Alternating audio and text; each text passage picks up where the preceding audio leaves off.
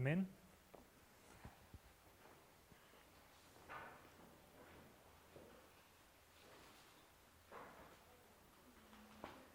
Buenos días, hermanos. Ayer hemos empezado el estudio sobre la línea de reforma de Cristo. Hemos hablado sobre Juan Bautista, que ha sido el mensajero y que él ha formalizado el mensaje. Y aquí hemos llegado hasta el bautismo de Cristo, donde hay un ser celestial que se manifiesta aquí en forma de una paloma. Hasta ahí hemos estudiado y hemos también visto al final del estudio que este mensaje es rechazado por los líderes. Vamos a continuar aquí y quería agregar una cosa. Esto aquí se trata del Evangelio eterno, ¿no es cierto? ¿Y qué es el Evangelio eterno? A ver, todos ustedes tienen hasta mañana todavía para memorizar una frase, ¿no es cierto? A ver, ¿quién ya sabe esta frase? La definición del Evangelio eterno. Hermanita.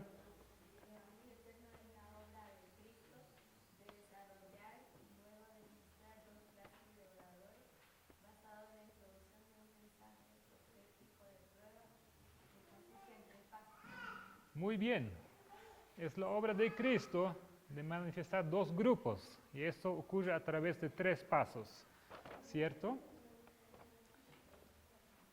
He mencionado ayer brevemente que aquí ya se manifiestan dos grupos, pero quiero dejar eso bien claro. Abran conmigo, por favor, Mateo capítulo 23, para que sepan ustedes cuáles son esos dos grupos. Mateo 23, versículos 29 hasta 32. Mateo 23, 29 a 32. Dice así: Ay de vosotros, escribas y fariseos, hipócritas, porque edificáis los sepulcros de los profetas y adornáis los monumentos de los justos. Y decís, si fuéramos en los días de nuestros padres, no hubiéramos sido sus compañeros en la sangre de los profetas.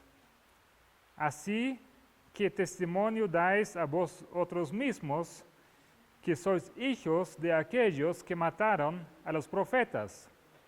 Vosotros también henchid la medida de vuestros padres.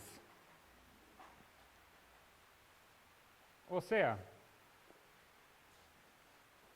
esta generación, estos fariseos, son hijos de ¿quién? De aquellos que han matado a los profetas, ¿no es cierto? Y ellos lo admiten. Aquí lo dice.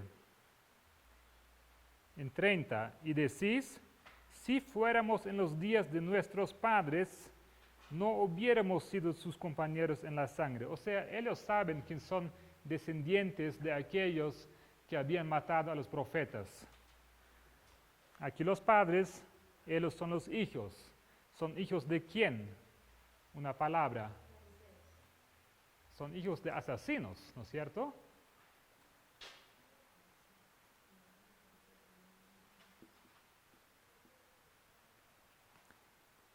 Miren qué diferente el otro grupo que encontramos en Hechos, capítulo 3, versículo 25.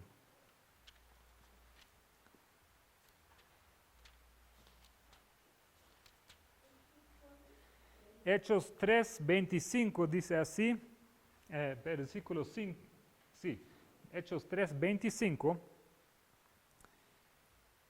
nos dice,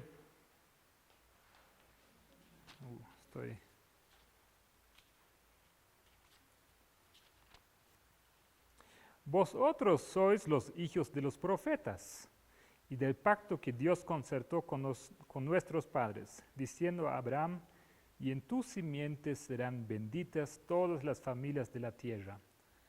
Estos aquí son hijos de quién, como dice así, en 25, profetas.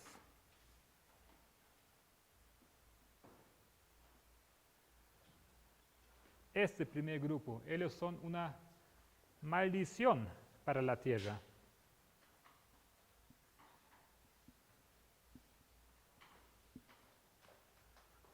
Diferente de ese grupo, que son lo contrario, una bendición, ¿no es cierto?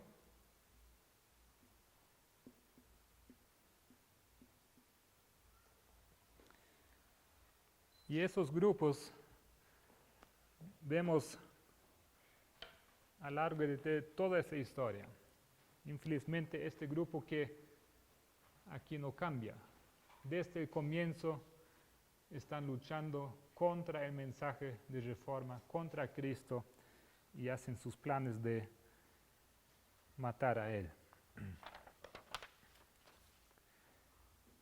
¿Cuál es el próximo paso que necesitamos poner acá? El fundamento, ¿no es cierto? En el tiempo de Moisés había sido el sábado, que había sido reestablecido. Acá también, ¿qué es el fundamento en la línea de Cristo? Abran conmigo Isaías 28.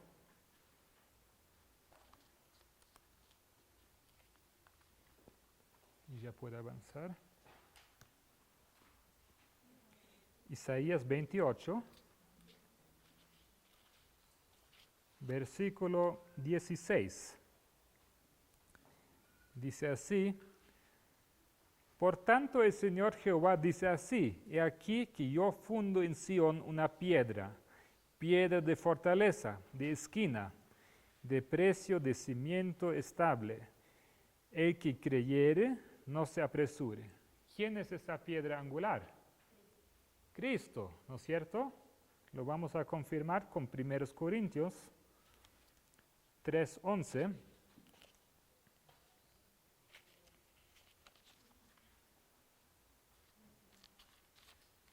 Dice así en 1 Corintios 3:11, porque nadie puede poner otro fundamento que el que está puesto, el cual es Jesucristo. Creo que estamos de acuerdo que el fundamento que está puesto en esa historia es Jesucristo mismo y su mensaje. Es interesante ver que Cristo, al empezar su obra aquí, Él es probado por 3 veces. ¿Saben de qué estoy hablando? En el desierto, ¿no es cierto?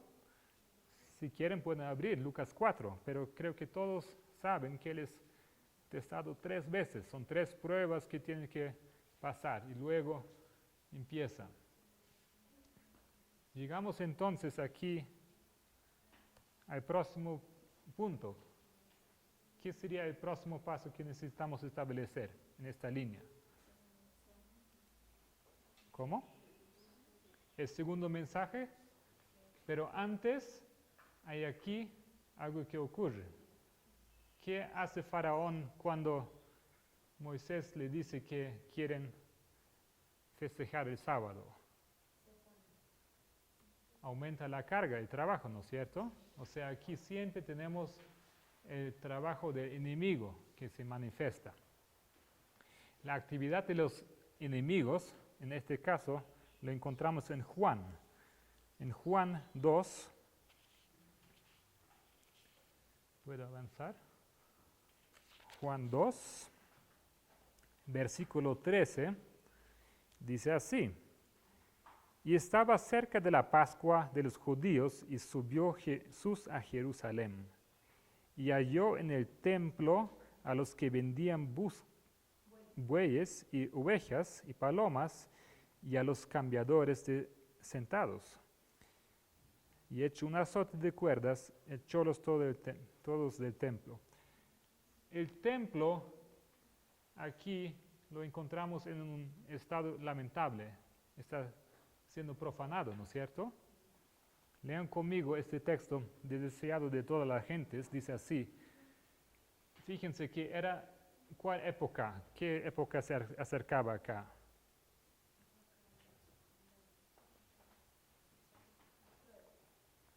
¿Qué fiesta?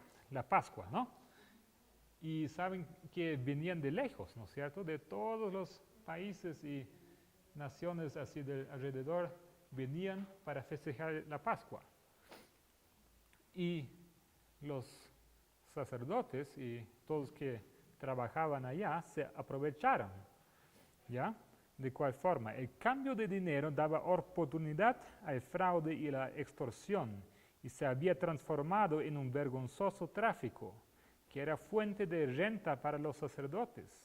Los negociantes pedían precios exorbitantes por los animales que vendían y compartían sus ganancias con los sacerdotes y gobernantes, que se enriquecían así a expensas del pueblo. Les aconsejo que lean en su tiempo este capítulo todo, porque hay mucho más información y habla mucho más así. Habla, por ejemplo, que ellos hacían al pueblo entender que no podrían recibir ninguna bendición si no comprasen a los animales, si no estuviesen haciendo las ofrendas, ¿ya? Y así todos viniendo de lejos no querían perder todo ese viaje, ¿no es cierto? Así todos compraban los animalitos. Y así dice aquí, era vergonzoso el tráfico. Y Jesús llega entonces y ¿quién es el templo? Como hemos aprendido. Jesús mismo es el templo, ¿no es cierto? Y lo encuentra en este estado lamentable, está siendo profanado. Y vamos entonces a avanzar. Ahora sí llega el segundo mensaje. Vamos a leer sobre la primera purificación del templo en San Juan 2, 13 al 17. Repitiendo, estaba cerca la Pascua de los judíos y subió Jesús a Jerusalén. Y halló en el templo a los que venían bueyes y ovejas y palomas, y a los cambiadores sentados. Y hecho un azote de cuerdas, echólos a todo el templo, y las ovejas y los bueyes, derramó los dineros de los cambiadores, y trastornó las mesas. Y a los que vendían los palomas dijo, quitad de aquí esto, y no hagáis la casa de mi padre casa de mercado. Entonces se acordaron sus discípulos que está escrito, el celo de tu casa me comió. Abran conmigo Salmos 69.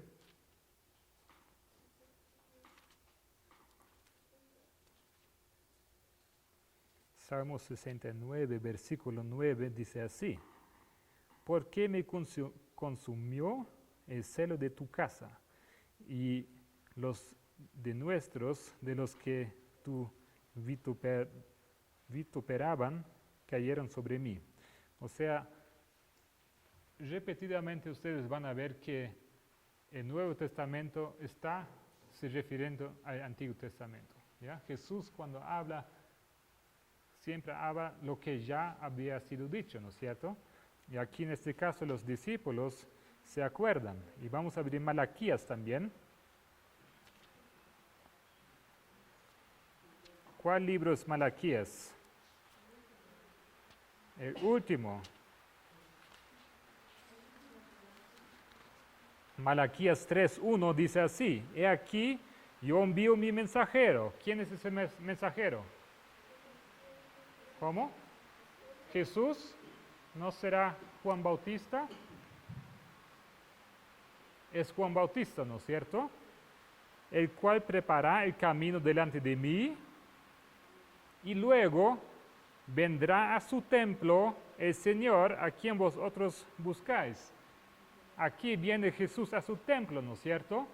O sea, se cumple la profecía. Los que entendían de las Escrituras, los escribas y los fariseos, deberían entender esta historia, porque ellos sabían muy bien, de memoria sabían esos libros. Y es muy interesante como la hermana White describe esa historia acá. Ustedes han leído que él viene con un, ¿cómo se dice? Con un azote, ¿no? Y expulsa a toda la gente y los animales, ¿no? Pero lo que ocurre en realidad, que hace la gente salir, no es el azote y no la rabia de Jesús, pero es otra cosa. Es la combinación de humano con divino. Esos dos se manifiestan en aquel momento. Lo dice con las palabras que el divino en aquel momento va rayando a través de la humanidad, o sea, de la humanidad. Y así en aquel momento todos se dan cuenta que no es cualquier ser humano que está haciendo esto, sino es Dios que se está manifestando. Y por eso salen corriendo. Vamos avanzando. Vamos a abrir Juan, capítulo 2 nuevamente. Y leemos 18 hasta 21. Y los judíos, ellos piden una señal, ¿no es cierto? ¿Por qué lo hace? ¿Con qué autoridad hace eso? Hace esto. Dice así, y los judíos respondieron, dijéronle, ¿qué señal nos muestras de que haces esto? Respondió Jesús y díjoles, destruid este templo y en 3 días lo levantaré. Dijeron luego los judíos, en 46 años fue este templo edificado y tú en 3 días lo levantarás. Mas él hablaba del templo de su cuerpo.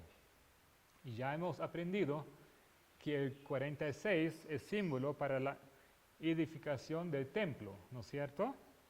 Eso ya hemos establecido.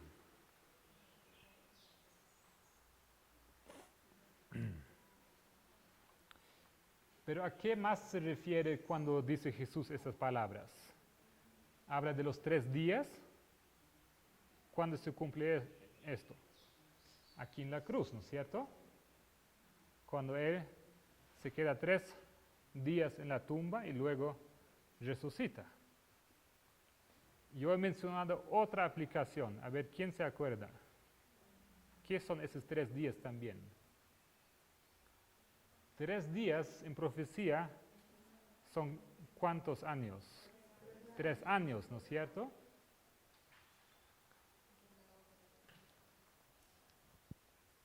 A ver, lo vamos a completar. Aquí entonces el fundamento es Jesús, o mejor lo vamos a poner Cristo, porque ya ha sido ungido.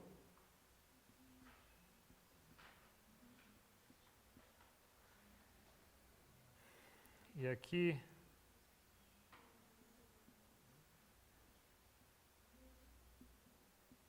la profanación del templo.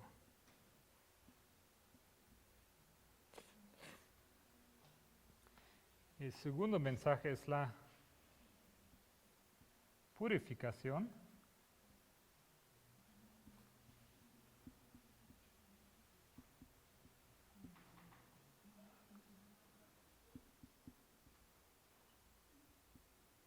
Del templo.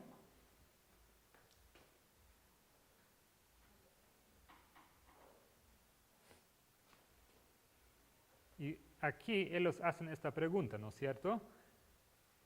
En 3 días lo levantarás. Lo que ocurre es que de este momento hasta su muerte son ¿cuántos años? Son 3 años. de acá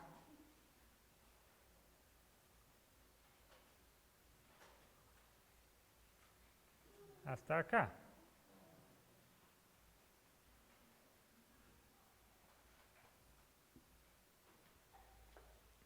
¿Y qué hace Cristo en estos 3 años? Levanta pues la nueva iglesia, ¿no es cierto? Como dice aquí, a ver, lo leemos otra vez. En 46 años, en 19, respondió Jesús, destruid este templo y en 3 días lo levantaré. ¿Quién destruye el templo? ¿Quién? ¿A quién está hablando Jesús en este momento? A los fariseos. O sea, ¿quién destruye el templo? Los fariseos. Y dice, destruid este templo y en 3 días yo lo levantaré. ¿Y qué habían hecho los fariseos? Los hijos de asesinos, que han sido una maldición para su pueblo. Habían destruido el templo, ¿no es cierto? Y luego, en 3 años, Él lo levanta y hay nuevamente un pueblo escogido de Dios. Eso es otra aplicación de esta profecía que hace acá. Y vamos a leer junto este texto acá. Dice así, en Deseado de todas las gentes, los que habían huido del atrio del templo volvieron poco a poco después de un tiempo. Habían dominado parcialmente el pánico que se había apoderado de ellos, pero sus rostros expresaban irresolución y timidez. Miraban con asombro las obras de Jesús y quedaron convencidos de que en él se cumplían las profecías concernientes al Mesías. O sea, en aquel momento que él purifica el templo, la gente se da cuenta que no es cualquier uno, es el Mesías. El pecado de la profanación del templo incumbía en gran medida a los sacerdotes. Por arreglo suyo, el atrio había sido transformado en un mercado. La gente era comparativamente inocente. Y dice así, continuando, sobre todo los demás, los sacerdotes y gobernantes deberían haber visto en Jesús al ungido del Señor, porque en sus manos estaban los rollos sagrados que describían su misión y sabían que la purificación del templo era una manifestación de un poder más que humano. Por mucho que odiasen a Jesús, no lograban liberarse del pensamiento que podía ser un profeta enviado por Dios para restaurar la santidad del templo. Con una diferencia nacida en este temor, fueron a preguntarle, ¿qué señal nos muestras de que haces esto?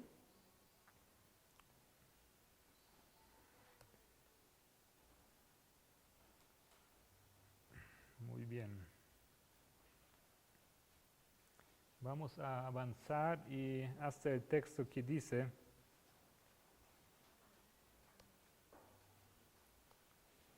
el sentido, así. No vamos a leer todo porque ya acabamos de decir lo que está escrito acá.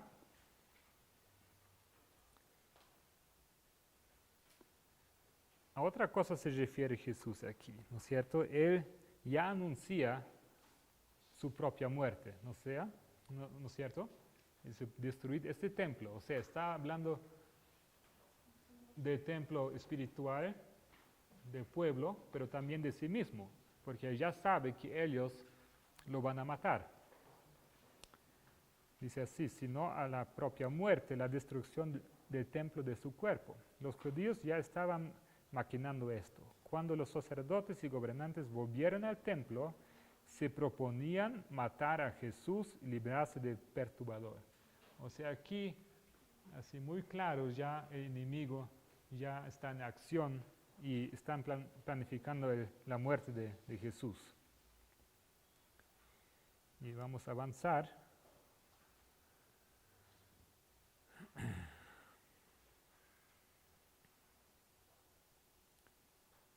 Y, no vamos a leer todo, solo lo que está abajo en negrito. Dice, una explicación habría revelado prematuramente a los judíos el resultado de su prejuicio y incredulidad.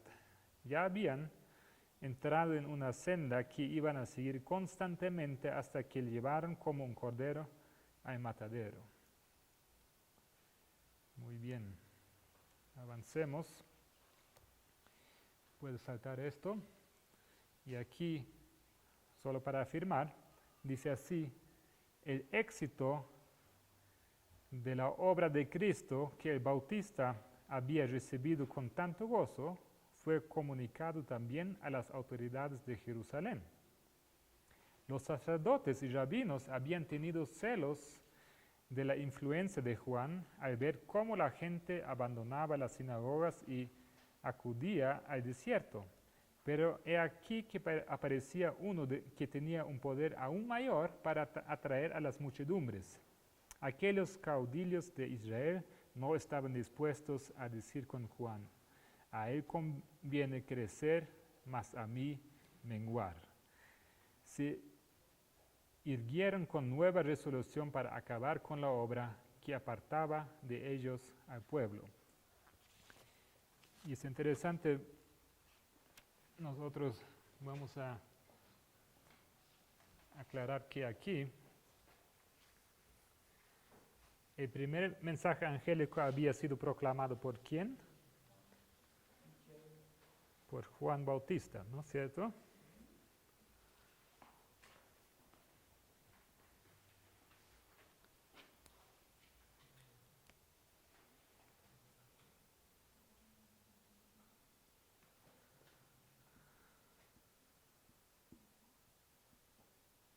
Él proclama el mensaje del arrepentimiento del pecado, ¿no es cierto? Y de aquí para adelante, Jesús o Cristo da el mensaje de la justificación.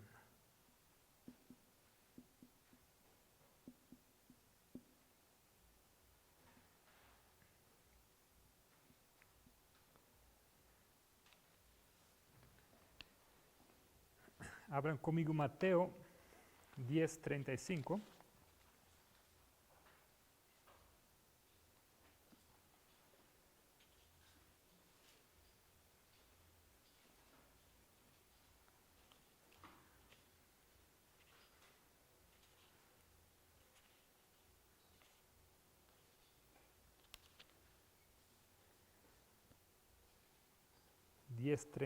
En realidad.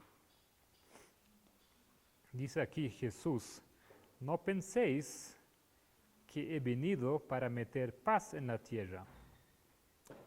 No he venido para meter paz, sino espada. ¿Cómo ustedes entienden este texto? ¿No parece un poco duro? ¿Qué hace la espada? Corta, separa, ¿no es cierto? ¿Y qué está separado aquí? ¿Qué obra hace Jesús? Cristo. Esto es la obra del Evangelio eterno, ¿cierto? De separar en dos grupos. Aquí él dice claramente que es su obra separar. Él ha venido para meter espada, ¿no es cierto? Vamos a avanzar.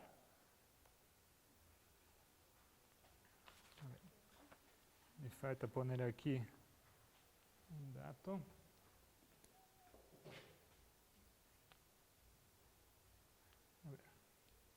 No está bien así. Aquí entonces, confirmando más una vez, dice así, el Sanedrín había rechazado el mensaje de Cristo y procuraba su muerte. Por tanto, Jesús se apartó de Jerusalén, de los sacerdotes del templo y los dirigentes religiosos, de la gente que había sido instruida en la ley, y se dirigió a otra clase. para proclamar su mensaje y congregar a aquellos que debían anunciar el Evangelio a todas las naciones.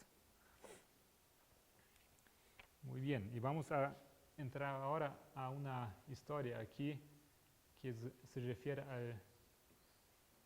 al segundo mensaje que está siendo fortalecido, pero antes vamos a leer la historia, el relato sobre Lázaro en Juan 11.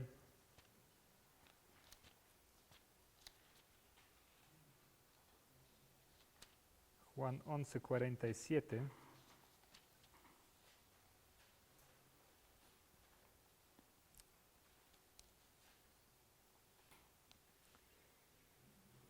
Dice así, Juan 11:47 hasta 53.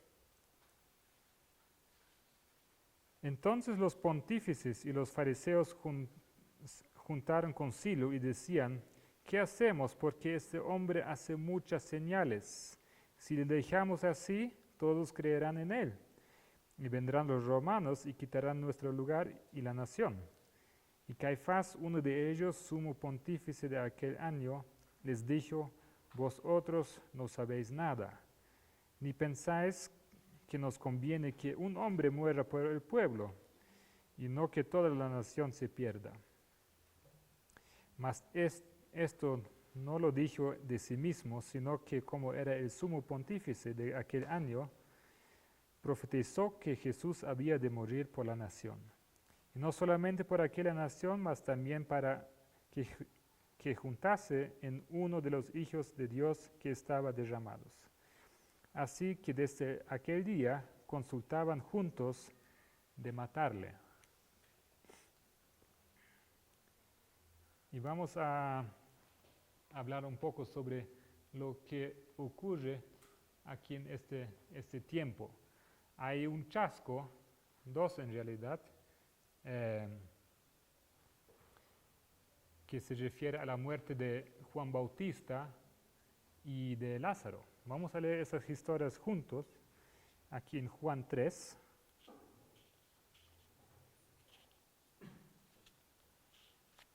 Volviendo un poco. En Juan 3, 27, nos dice así: respondió Juan y dijo: no puede el hombre recibir algo si no le fuere dado del cielo. Vosotros mismos me sois testigos que dije: yo no soy el Cristo, sino que soy enviado delante de él. El que tiene la esposa es el esposo, mas el amigo del esposo que está en pie y le oye, se de la voz del esposo. Así pues, este es mi gozo, es cumplido. A él conviene crecer, mas a mí menguar. Es aquí que el trabajo de Juan Bautista mengua y crece el trabajo de Cristo. 30 hasta 30 hemos leído, ¿no? Sí. Vamos a leer 4, versículo 2. Dice así: aunque Jesús no bautizaba sino sus discípulos, ¿ya? Jesús mandaba a sus discípulos para que continuasen con la obra que Juan había empezado, ¿no es cierto? Vamos a leer este texto deseado de todas las gentes. Durante un tiempo la influencia del Bautista sobre la nación había sido mayor que la de sus gobernantes, sacerdotes o príncipes, pero frente a las evidencias que tenía de su poder, había rechazado constantemente esta magnífica seducción. Había dirigido hacia otro la atención que se fijaba en él. Ahora veía que el flujo de la popularidad se apartaba de él para dirigirse al Salvador. Día tras día disminuían las muchedumbres que le rodeaban, hablando de Juan Bautista. Cuando Jesús vino, la gente se agolpó para oírle. El número de sus discípulos aumentaba diariamente. Muchos venían para ser bautizados, y aunque Cristo mismo no bautizaba, sancionaba la administración del rito para sus discípulos. Así puso su sello sobre la misión de su precursor. O sea, Jesús afirma el trabajo de Juan Bautista al continuar la misma obra. Vamos a abrir Marcos capítulo 6.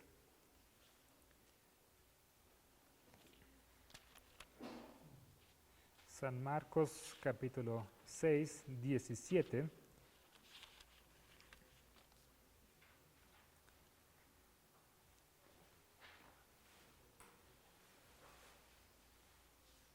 Es la historia de la muerte de Herodes, de Juan Bautista, ¿no es cierto?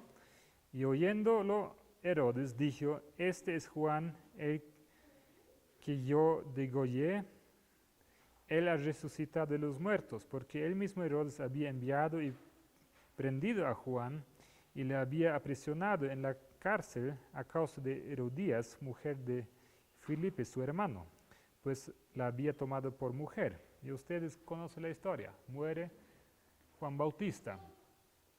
Y vamos a leer unos capítulos después, en 14, Mateo 14, 12, nos cuenta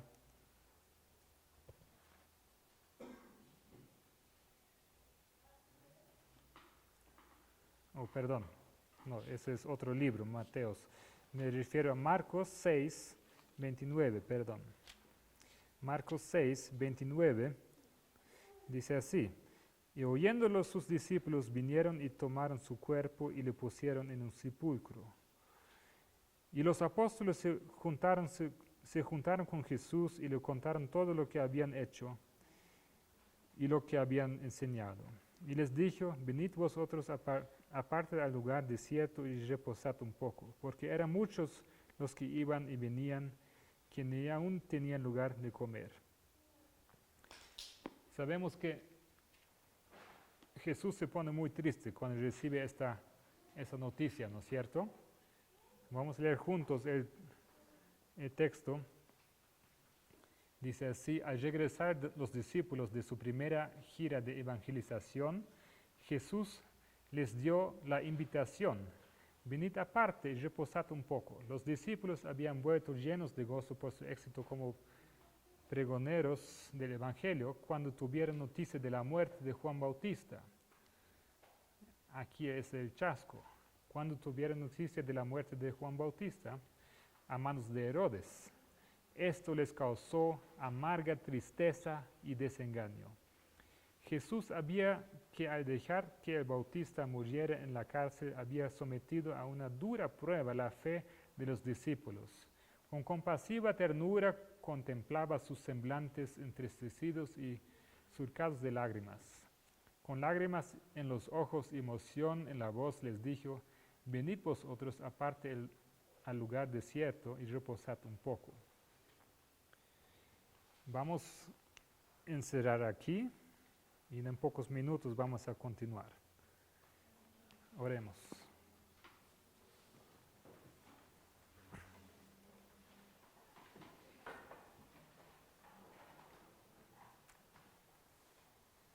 Padre nuestro, queremos agradecer por esta mañana, por el buen tiempo que tenemos y que tenemos esas horas para estudiar tu palabra.